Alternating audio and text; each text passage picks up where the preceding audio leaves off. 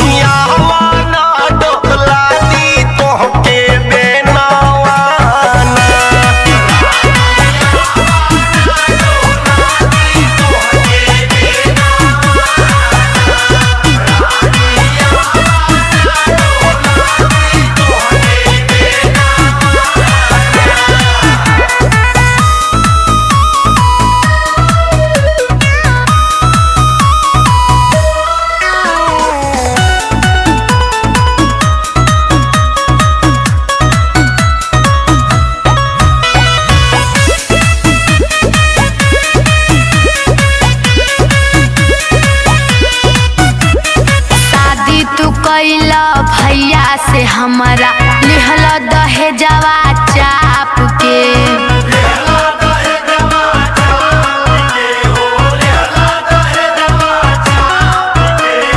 कैले चिरौरी पापा से हमारा गरज रहे तोहरा बाप के।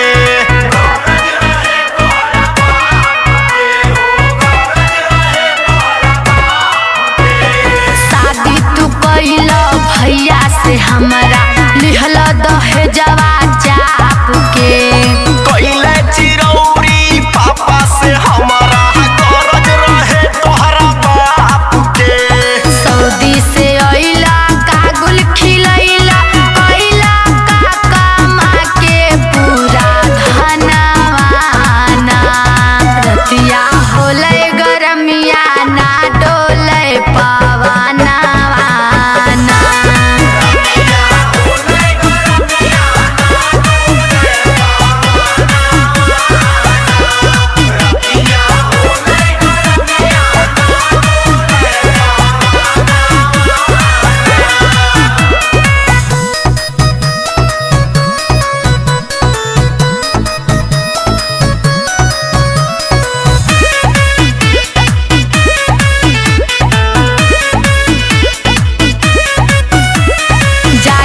आजमगढ़ सहरिया रविंदर देता कूलर वाली आई हो।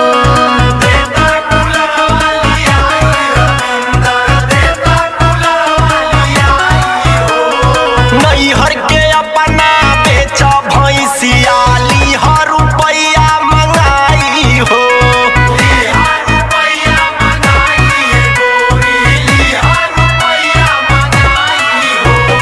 जाके आजमगढ़ सहरिया रविंदर देता कूलर